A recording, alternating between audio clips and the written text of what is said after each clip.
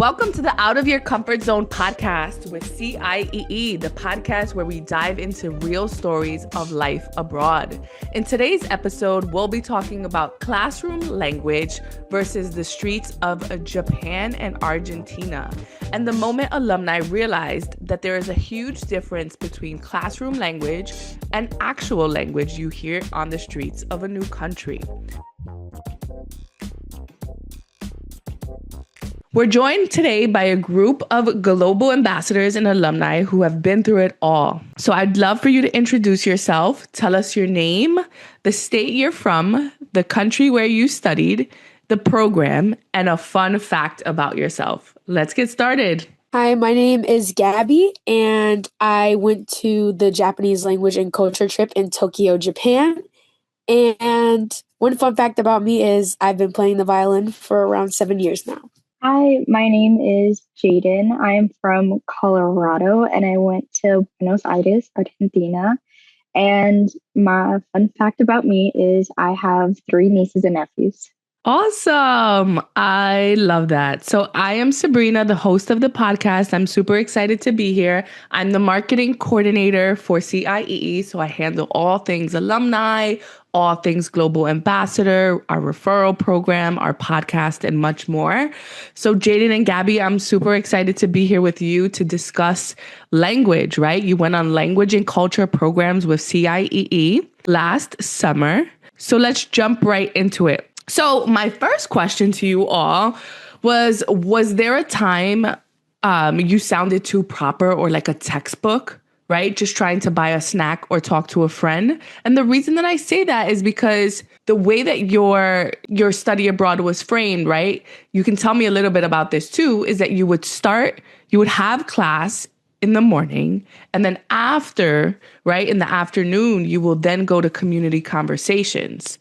So what did that look like? What were those conversations like outside in the street? Did the textbook help? So basically for me, it wasn't necessarily I sounded too proper. It was more of like my accent was different and the things that I said was very different. So I know more Mexican Spanish. So in Mexico and stuff, they use like estás, the como estás, and like the tu ending, but in Argentina they used a vos ending, and that was something that was really hard that I had to learn, and like I had to just keep memorizing and like practicing different words with like different endings and like using them in sentences so that I made sure I used them correctly, because that was something I had no idea that they used until I got there. I would say for me, it was when I actually had a community conversation when I had to ask if the people I was talking to had been to any foreign countries like America, or if they went to like just anywhere outside of Japan. And in Japanese, there's a lot of different endings. So you could say like dayo, like to use like an exclamation point, it's like to emphasize something, or you could use des as a more formal term. And I wasn't aware that when I was saying a sentence, I basically said, oh, like this country is cute, isn't it? But I wasn't aware that it was informal. So she gave me a very informal response, and then I responded like a textbook. So she just looked at me like I was a little bit crazy at first, but then she realized, she was like, oh, like you're responding to this, but you're trying to say like, oh, the country was nice, wasn't it? Instead of like cute, isn't it? So I'd say that was probably like the only time I sounded like a textbook, because I realized I was like, oh, I didn't mean to say it like that.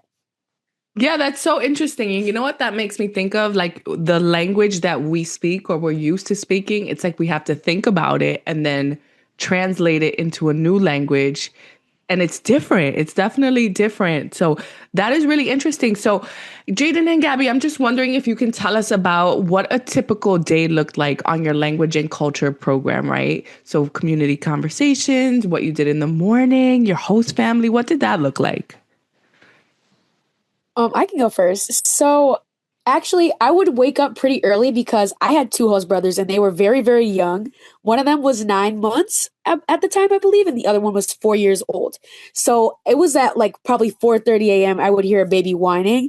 So I would have to wake up and I would be like, "Oh, that's just my host brother." But I would see him like crying and I'd be like, "Oh, yeah, okay, so it's time to eat breakfast." So whenever he would wake up, that was a time that we would wake up as well because it was like very hard, I guess, for like the baby to like stay asleep, I guess too. Well, because obviously he's just a baby. So I would eat breakfast and then I would watch a cartoon with both my host brothers before I would head to school. And my host mom, she did like coming to commute with me and my roommate to school because I mean my host brothers, they really loved like to be around me and my roommate. So um after I would get to class, I was in level two, so it was the highest level that was offered on that specific trip that we were at. So I had a smaller class. So our like class time, we were there from I believe it was 9:30 to 12:15. Sometimes our teacher would let us go a little bit early. And one of our program leaders would come tell us about the excursion we were having, and then we would have probably 30 minutes for lunch. And there was this really, really good restaurant. It was like a local restaurant, and I would usually head there with my friends. And if it wasn't that, we would go to Burger King because they would always have like something crazy, like a limited time item. And I would be like, oh, well, this is Japan. So let me just get some Burger King. And after we would eat lunch, of course, we would go on the excursion. I'd say my favorite was Asakusa. So we got to wear formal Japanese clothing, which was a yukata that they wear in the summer. And after we would finish our excursion, like we would, of course, talk to some locals to do our community conversations. Those were always fun because it was always like a fun question, probably regarding music or just pop culture in general. And after we would head to our excursion, we would go commute home. And usually after I would get home to my host family, they love to go out to eat. Like they would love to go to like an Indian restaurant or something. It was like never specifically Japanese food because they wanted me to try different countries' foods in Japan. So I realized like, oh, this is completely different in America. Like eating cheese not in America was not like Japan. Like it was way thicker in Japan, but it was like much nicer to eat. Like it had a better texture, and you could tell it was like very homemade because it was a lot of local businesses where I stayed. And then after we would get home, I would watch a little cartoon with my host brothers again. And then I would usually play with my host brother because he really enjoyed cars. And when I got there, I bought him some cars, so we would usually play that every night. And then I would do my homework that I was assigned for class, and then I would obviously I would just go to sleep, and then I would go about my day the same way after that. Oh, that sounds like a perfect day. Whoa. I love that. That is so cool. I love that you had two host brothers who wanted to be around you.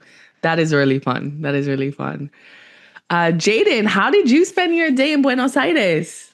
Yeah, so like I don't it was honestly really similar to Gabby, except our whole like time was different. So like in Argentina, the porteños, the people from Argentina, they go to bed really late and wake up really late. Like everything there is all like nighttime, so they're all like nightlife, like night owls. Like my host house, I was the only one in a house just because the city was so like I don't want to say cramped, but there's just a lot of people there. And unlike America, where like all of our buildings are like horizontal and like they're all just like right next to each other, left and right, everything's stacked up, kind of like Europe, which was really cool. So my house like wasn't like a traditional like just like flat house. It was like a rectangle, like a really skinny rectangle. And then right across the street, we actually lived next to a bar, which like I didn't do anything with the bar, but like I just got to see the nightlife that way. And like there was people talking and people laughing and like it was just so much fun. And then I'd go with my host sister.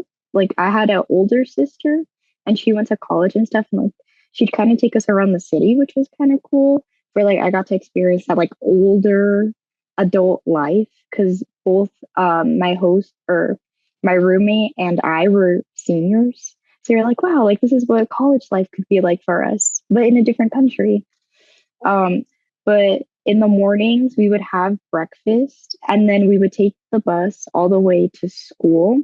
it was like a 40-minute bus ride, which was really cool. And like we just got to see the whole like city, just like people living their lives. And like I like to people watch, and like I just watched like people like walking, like going to the bus or getting off the bus, and then like people trying to get on the subway and like going down the stairs to take the soup day, and then like stuff like that. That was really cool to see.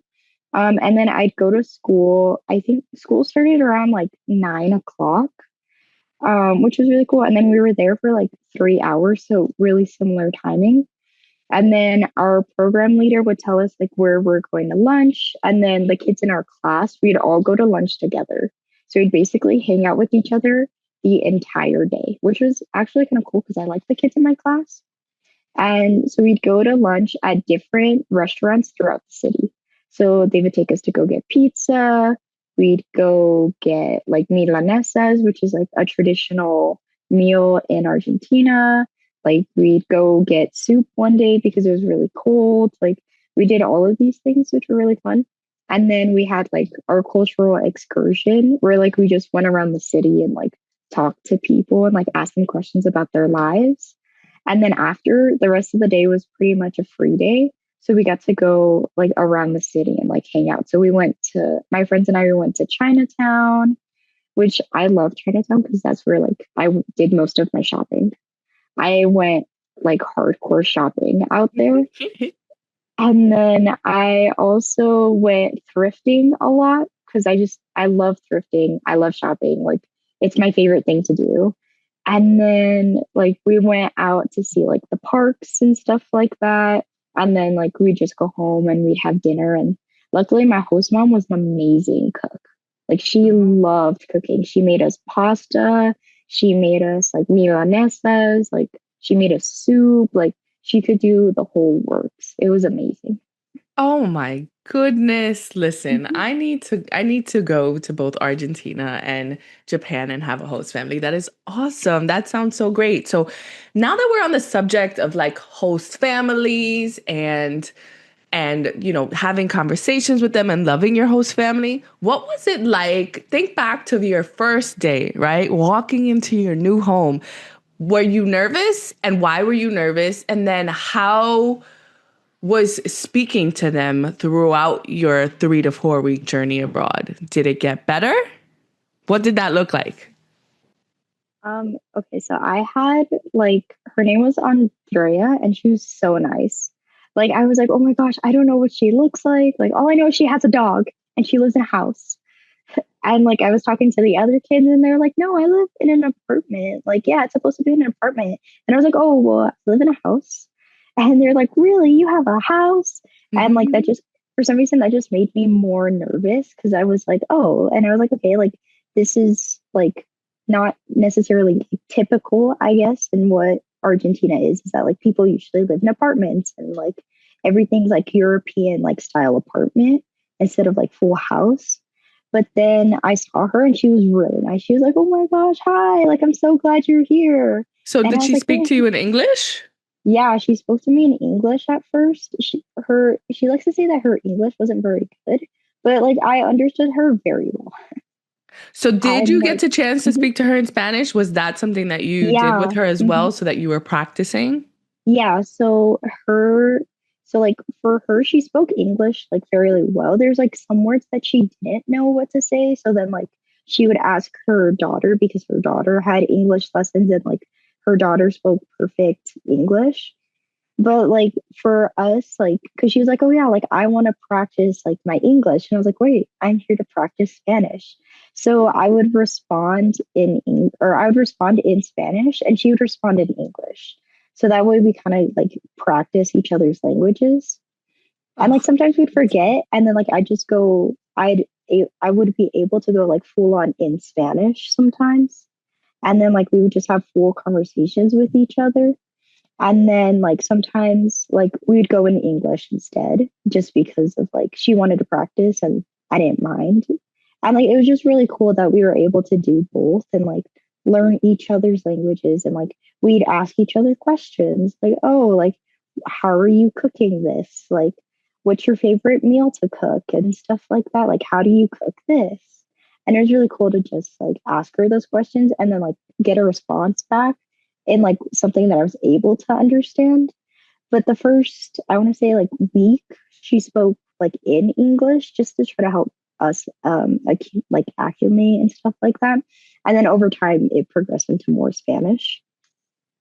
Very nice. Yeah, so that sounds like she was super nice and she also was very interested in learning about you and your culture. So it was like a really good mesh. Yeah, that's exactly what we envision when we place you in host family. So I'm so glad that you had such a great time, Jayden. That's amazing. So Gabby, what about you? How was talking to your host family? How was that? Did they speak English too? So my host parents were actually quite young. They were like in their 30s.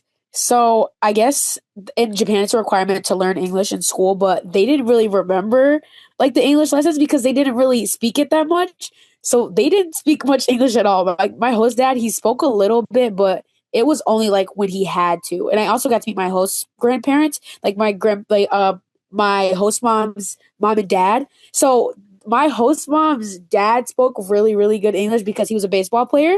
So I guess he was used to speaking more English, but they didn't speak English at all. And like I mentioned, the little kids, they didn't speak that much English at all. Like my host brother, he would speak terms, like he would say terms like yay or awesome or so cool. He didn't know it was English. He didn't even know what he was saying. So Oh, that was really funny to me because I would like say them and he would think it meant something, but I think he would, because he watched Blippi and like Lego Ninjago and stuff. So he would think that I was talking about that, but I was really like saying, "Oh, that's so cool." So I would say my Japanese definitely improved a lot because I would be speaking it so much. And my roommate, she was in a lower level than me, so I would have to translate a lot of stuff. And I would say that that was definitely like a reason that my Japanese became so much better by the end of the trip.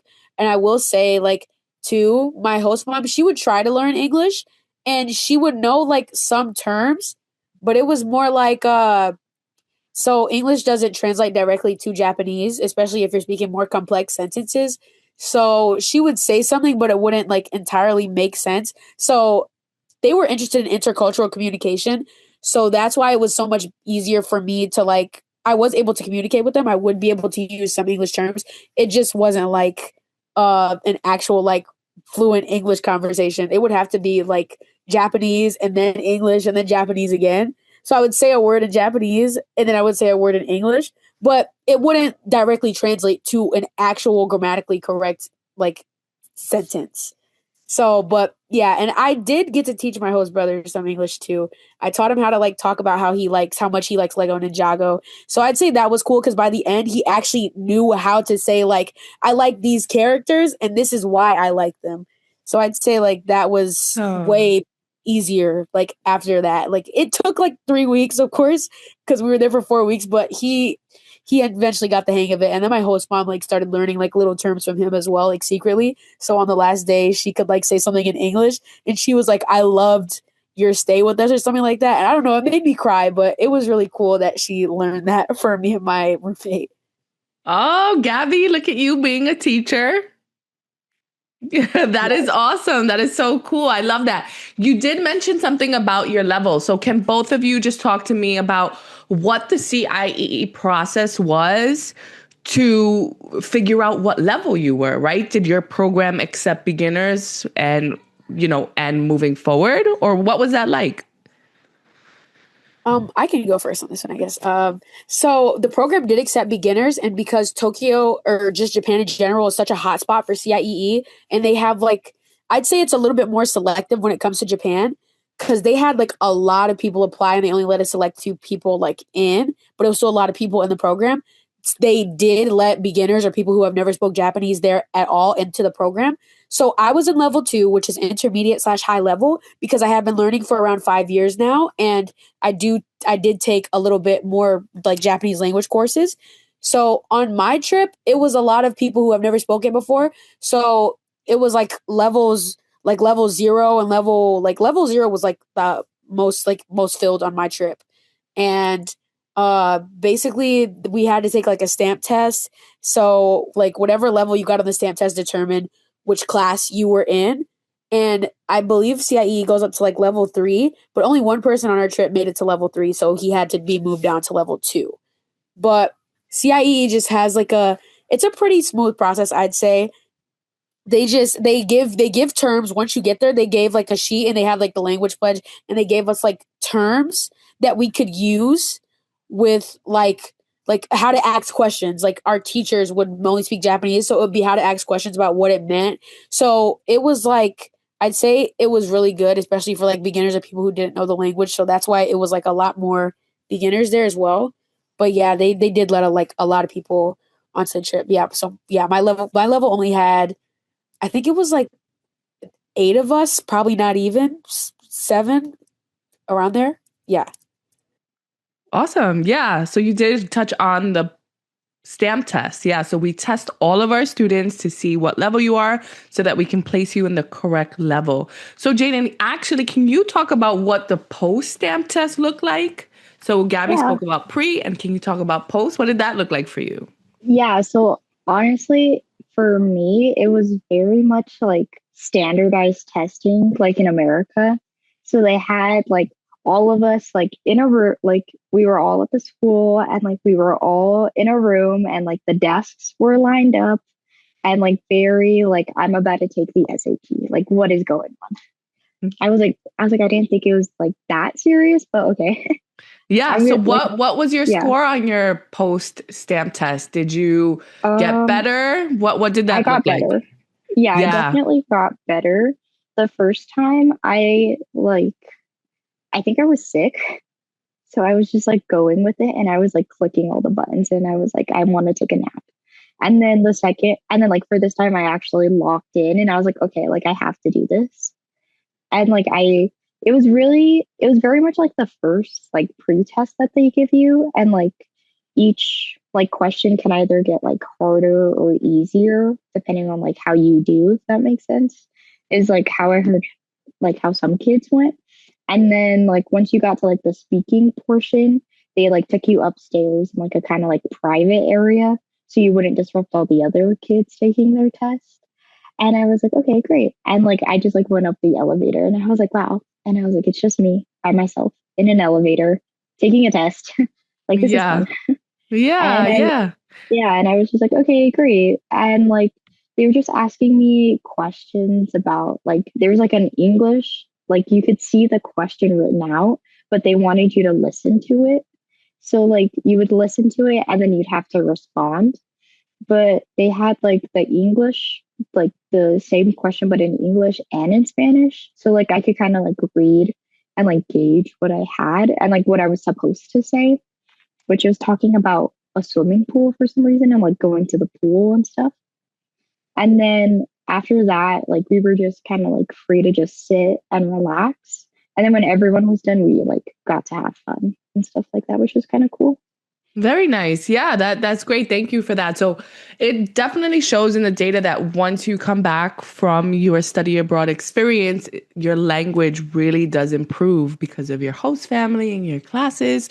So Gabby, can you just talk a little bit to the fact of your post stamp test? What did that look like? So it was basically the same as Jayden's. We were in a room, but we had separate rooms because as I mentioned, there was a lot of people on that trip.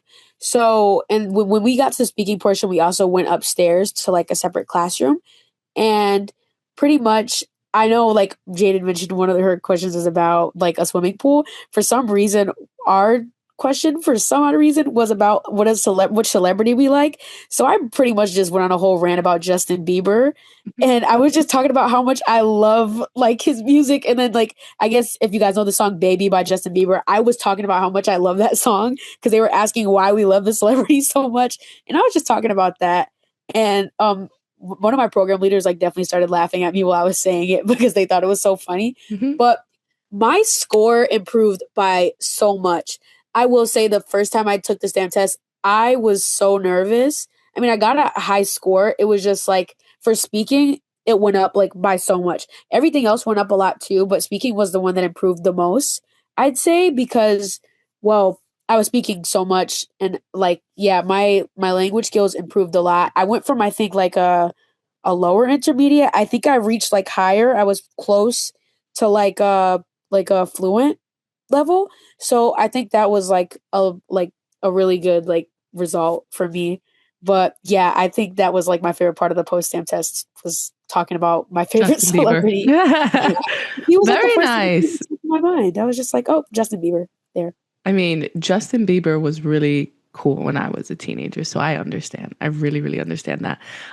So yeah, that is really great. Yeah, I love that you both excelled in your study abroad, your language, because that's the goal, right? You study abroad and you're on a language and culture program and you want to get better at the language. So that is awesome. So my next question is really, what's the difference between informal and formal conversations? I heard that one word can change the entire mood of a conversation if you say the wrong thing. So what did that look like for both of you? Did that ever happen? I think for me, not as much, just because like the only times that you would use like formal language is if like you're in a business meeting or like you're having something official, like you're talking to a teacher and stuff like that. But our teachers were honestly really chill. Like they were so nice and they were so funny that like we could just talk to them informally, I guess. And like we got to laugh with them and like they were telling us jokes and like stuff like that. On or at least on my trip, we got to go to two different high schools. So like we got to see like their vernacular and how they say things. So like we went to one private school and then one public school, which was really cool to see the difference in that as well. And at the private school, they like called like boys like a banana, like very informal, like they use fruits to describe boys. And like I went to the public school and I asked them, I'm like, oh yeah, like these girls, like they were saying these things, like, is that true? And they're like, what? Why would they use fruit? Mhm. And like just the difference between that and like their like how they use the language, I guess was something that I noticed differently. But from like specifically like formal versus informal, not so much. That's funny. If I go to Argentina, um, I don't think I'll be calling any boys bananas. That would be that would make me Oh, feel kind of awkward, but it's probably not awkward for them. So that's the benefit of studying abroad. You learn so yeah, much. they were Even cracking up teaching us like what they were saying and like their words and stuff like that. And like, I don't know, they were just all so funny. And they were like, oh my gosh, like you guys are from America. Like, where are you from? And then I'm like, oh, I'm from Colorado. And they're like, where's that? And then I'm like, it's like in the middle of the United States. And they're like, oh wow, is that like close to New York? And I was like, I wish. oh I yeah, wish I it was think that everyone abroad close. thinks that New York is like the center of Yes. Like everything. New York, Texas, and California. Yeah. Like it's those are, and Las Vegas. But Well, you educated them on Colorado, so that's good. I was like, there's a lot of trees out there. It's Mhm. really nice. Mhm. But like there wasn't like there wasn't like a formal way of like addressing people except for Mhm. like usted is like the common one for Spanish. But even then they still kind of just use vos more. Vos, yep. Mhm. Very interesting. Thanks, Jayden. I'd say for Japan, you have to like watch who you're talking to, especially if you're trying to use formal or informal.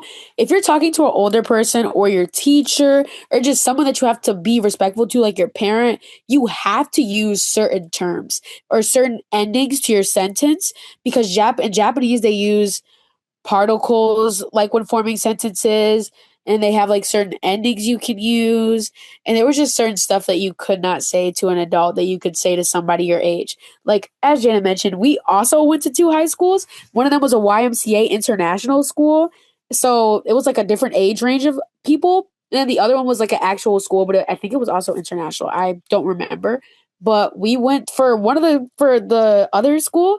We went to like we got to do these like little clubs, but first we went to a little classroom with our groups, and I started talking to like two of these guys because we had to be in like a group, so we had to like talk to people who had like the same interest as us, and we were basically learning like basically what they like what they watch. Did they watch anime? Did they watch YouTube? Did they watch soccer?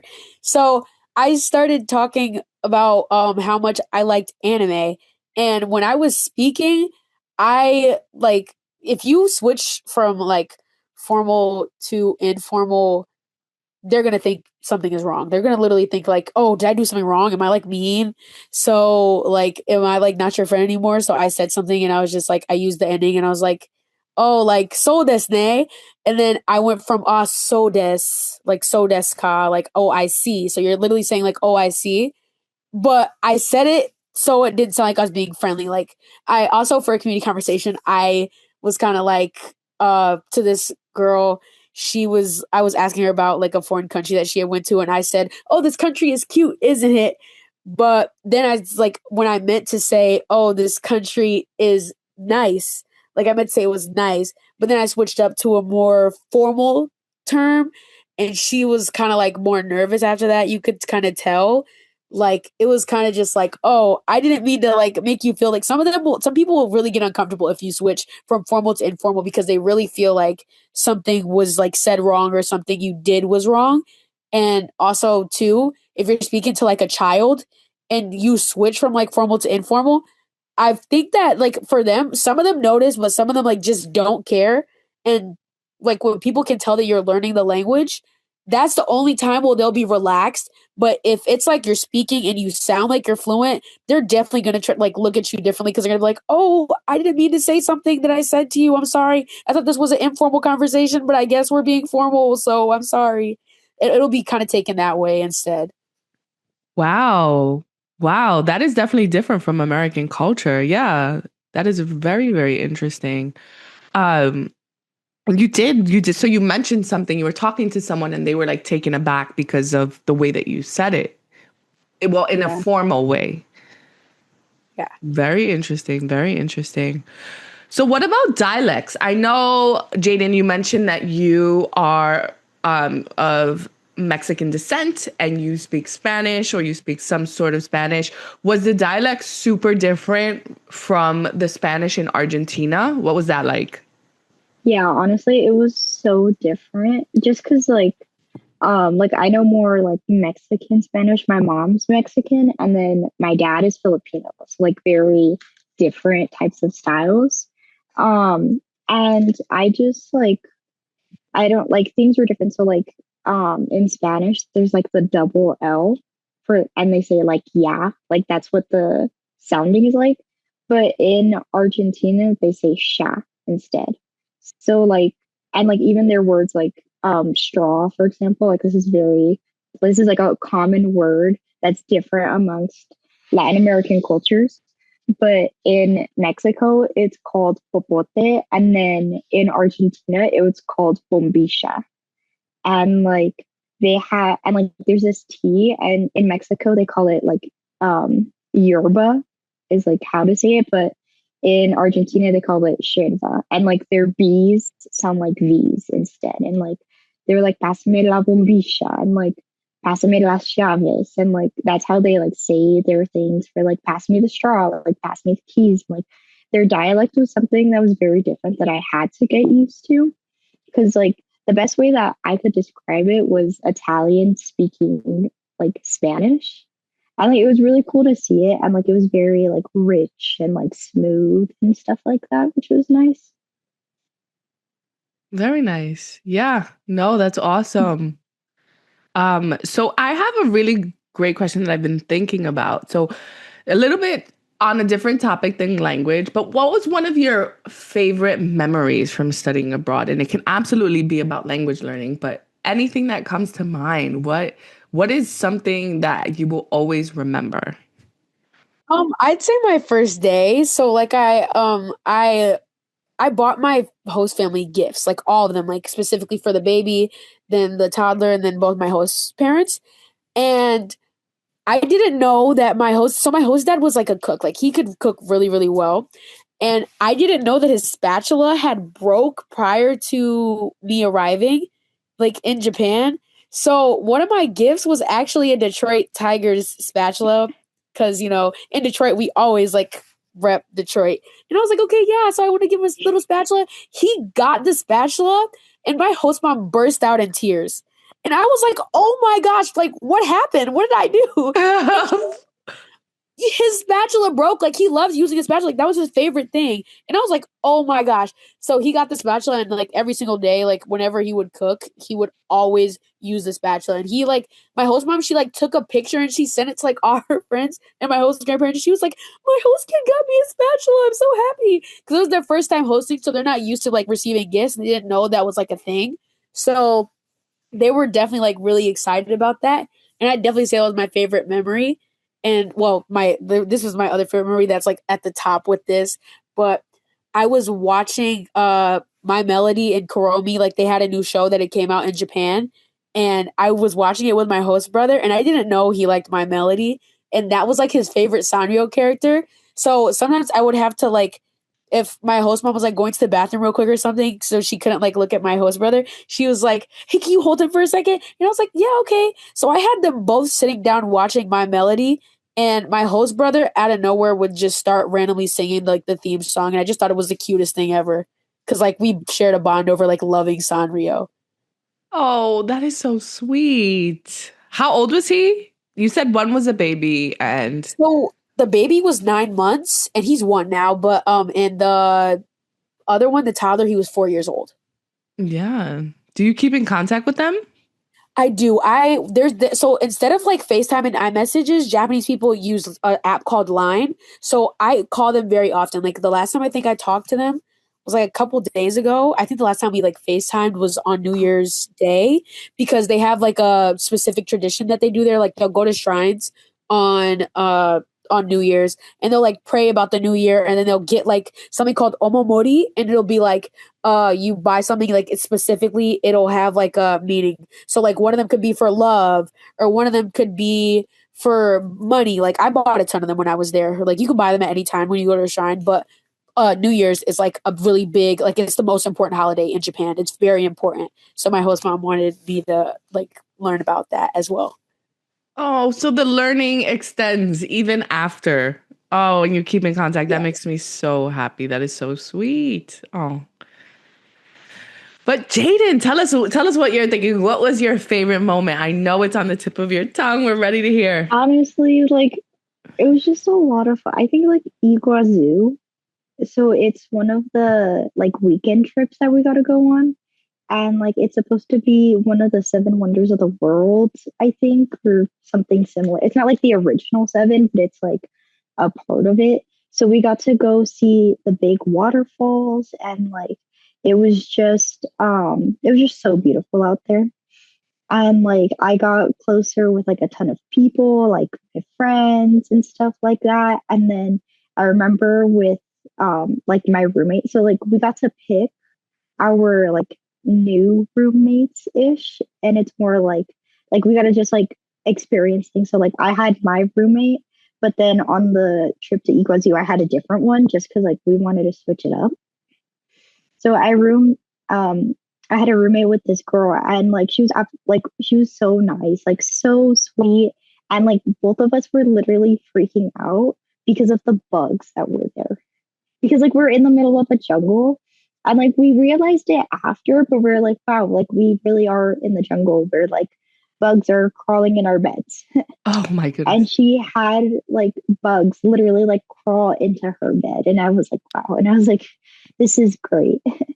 And like it was so much fun because we just got to like it was kind of like a walk. It was like we were told it was a hike, but it was more of a walk.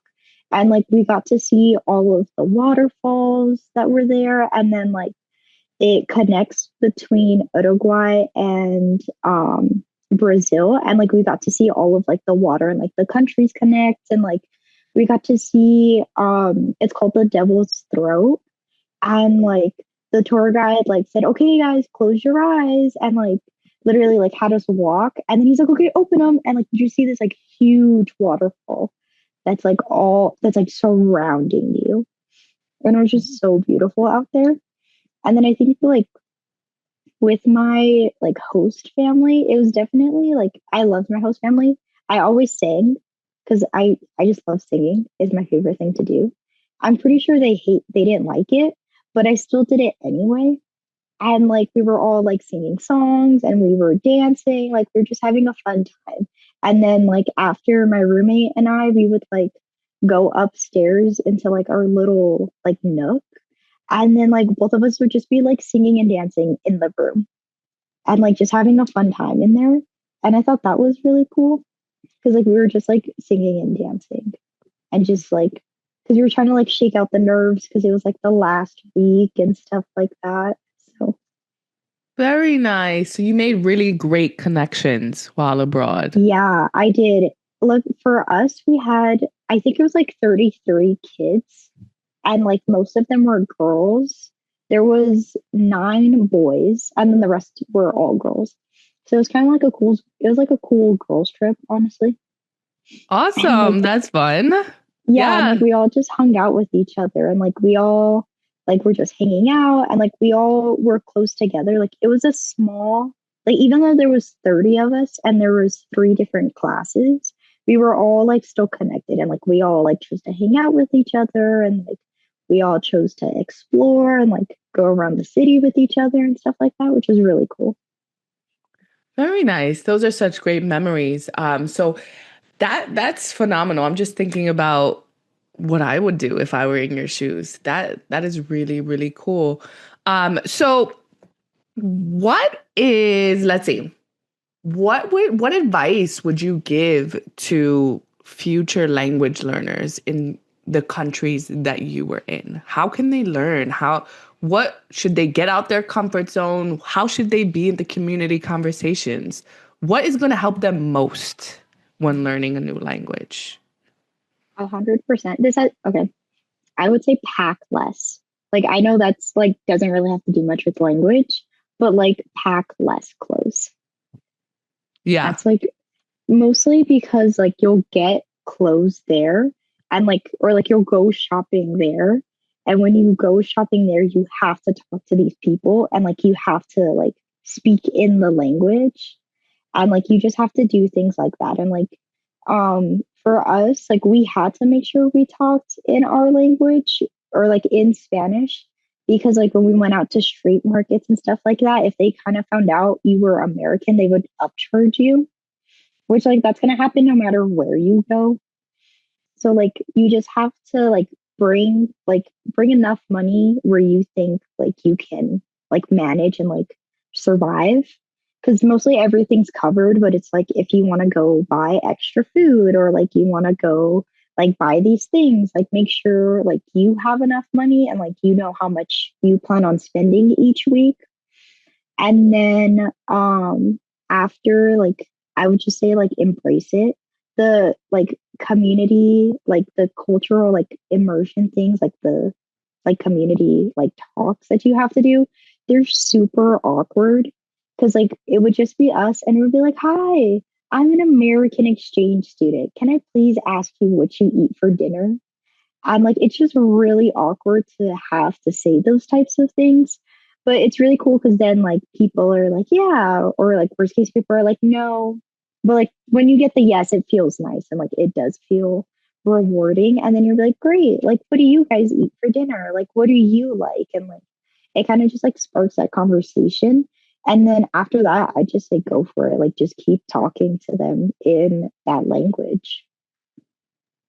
That's really good advice. Yeah, that's really, really good advice. So it's essentially you have to be open, right? Be okay with people saying no, right? And then once you get that yes and you have those great conversations in the new language, you're getting to know Yeah. someone new, you're expanding your language. So yeah, that Yeah, is a hundred wonderful, percent. wonderful advice. Gabby, what about you? How can students really enhance their language while they're abroad? What are your best tips? As Jayden said, yes, go shopping. Like that'll definitely be one of the best experiences, like to get like to really learn about the language, especially in Japan too, because you have to use like certain words specifically when you're in a shop.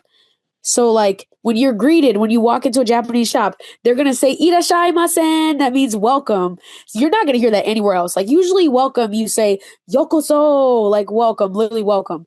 So there's like certain experiences you're gonna have when you're learning like a certain part of the language where you're literally just gonna be in one specific area. But I'd say definitely too, yes, the community conversations, do not be scared. I'd say in Japan, I think the only time somebody said no was one time, but that was because they were clearly in a rush and I wasn't like paying that much attention because like when you're at a train station there, everybody's like running around everywhere. Like it's literally New York except outside of the country. You gotta get to where you got to be at. Like if you're late, like that's a whole nother thing.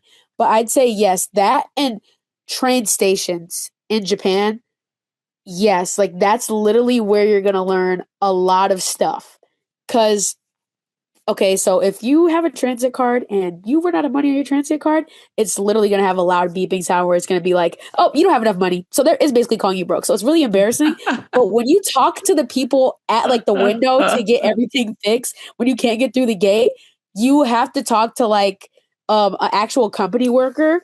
So I'd say talking to them was a really big learning experience as well because you're like, you really have to listen and you really have to pay attention to what they're saying. And that is definitely a big experience because you really have to like you're getting help and it's like vital that you need that help. So it's where you really have to pay attention and that's exactly where your language skills have to kick in the most. Because you're in a situation that you cannot avoid and you cannot look at your friend and say, "Oh, what is going on here?" Because well, why would you want to tell your friend that you had 0 yen on your card because you spent it on a snack at a convenience store, which happened to me a couple times. But yeah, it's just like you have to pay attention to what they're saying to you. Like definitely I'd say being attentive with Japanese is definitely a better way to learn. And I'd say just everybody you're good like most people are going to have host families. I'd say that's definitely a big part of learning because you're going to learn formal and informal, especially for Japanese, and you're going to learn that there's something that you like literally just can't say to your host parents. You can't tell your host parents like unless you're super cool with them, like you can't just go up to your host parents and be like, "Oh yeah, that skateboard was like super cool. I think I want to go try skateboarding sometime." No, you're going to have to be like, "Oh yes, I would love to skateboard. Oh, I love skateboarding." Like it obviously it looks and sounds like it's like fake, but it's like no, you're just being respectful. Japanese culture is built off of hospitality, so you really have to be respectful. And that's why I say like the office workers, all that, it's gonna help you tremendously. And if you go to McDonald's too, that's definitely another place like going to any kind of food place. That's definitely another place where you really got to learn because you're listening to all these other people talk at the same time. So it's overstimulating, but you have to be attentive to what they're saying to you. So it doesn't seem like you're ignoring them. Cause again, that's disrespectful and you have to be respectful or you're literally going to ruin your entire reputation at that specific spot unless you're actually like listening and paying attention. So I'd say I recommend that like to learn that language, you have to just be able to pay attention to stuff. Oh, that is great advice. I think that's great advice for all language learning, just really paying attention and those great community conversations. So, to end this amazing podcast with both of you, it's been such a pleasure to talk with you both about language, your experience. I know that these were life-changing experiences for you. So, I'm so glad that we have this outlet together. Can we end with saying, I love CIEE, and then you can add on whatever that you want in the language that you learned? Is that possible? It's a challenge. Wait, Yeah, so we have to say like, like are we going to say I love CIE in the language that we learned? Yes, and you can add anything else you want to add. But if it's basic, I love CIEE in the language that you learned. And say it loud and proud. You can look it up. Oh, I know how to say it. Okay. Okay, I'll go first, I guess. CIEE ga daisuki desu. Nice. Nice. Jayden, what about you? all right. Te quiero CIE. Oh, I love it. Oh, that's amazing. Amazing, amazing. So those are all the questions from me, but if there's any last thing that you really, really want to say to other students who are going to watch this podcast, please have your open forum right now before we end. I just want to add, do not be scared. Like, I know you're going to be so scared before you go on your trip. You're going to feel the jitters. You're just going to be like, oh my gosh, what if I make no friends? Oh my gosh, what if I do this? What if I do this wrong? You're literally going to be like perfectly fine. I was scared. Like, I'm a very talkative person, and I was scared that I wasn't going to make friends because of the fact that when I get excited, I start talking a lot. I made so many friends. I still talk to all of them. Like, we literally have a group chat where we all just talk about our lives. Like, we're all super close. Like, I'm literally going to New York in like the summer, and I'm going to see one of my friends. It's like Nice. you're going to meet so many people. You're going to have so many amazing opportunities. And it's just to the point where you're literally going to want to go again and again and again. Like this summer, in April, I'm literally hosting 2 Japanese students, and I'm going to stay at their houses. It's for my Japanese class at my school, and I'm gonna be able to live with them. So, and I'm going to like the exact same place. Like, I'm just so excited. Like after being in Japan and having that experience, like living there for 4 weeks, I just it's unforgettable. You're gonna want to talk about this forever. Like, and I know a lot of people really care about their college applications and getting into universities. This is literally going to look so amazing. You talk about Yale, they want somebody with intellect, and this is literally where you get that intellectual experience. So I know that people are just scared, and they just like your host family. You're scared about that. You're going to love your host family. Trust me. Like, they're going to be some of your favorite people throughout the entire trip. Like, you're going to love the food they have. You're just going to love being around them. Like, if you have siblings, you're literally going to build a sibling bond. Who doesn't want that? So yeah, it's just like it's very exciting. It's a great experience. I recommend that you go on the trip, and that everybody that you know goes on the trip as well. Awesome. Yeah, honestly, it's the exact same experience for me. Like, I had, I was so scared because my school doesn't really do CIE. Like, um, I was one of the first of like 3 kids to go for the first time ever from like the school. And it was just really nerve-wracking because I was like, oh my gosh, like, where am I supposed to go? Because I know like questions are like, how did you pick Argentina? Like, why did you pick it? Like, why did you pick Japan? Like, why did you pick all of these places? And like, for me, I wanted something that was a different experience because like they have the one in Mexico, which like I thought was really cool, but I wanted something that was a little farther and something that was actually out of my comfort zone. And like I picked Spanish because that's just like my comfort language, but like I wanted my comfort language in something new. So that's why I like picked Argentina, and luckily like I picked one of the less popular programs, which I honestly don't regret at all, just because like the groups were smaller and like everything was more intimate with like my friends. Like we all like got to know each other, and like I got to express myself in like a way I can't really do in America, and like learn so many things that I wouldn't in just a classroom.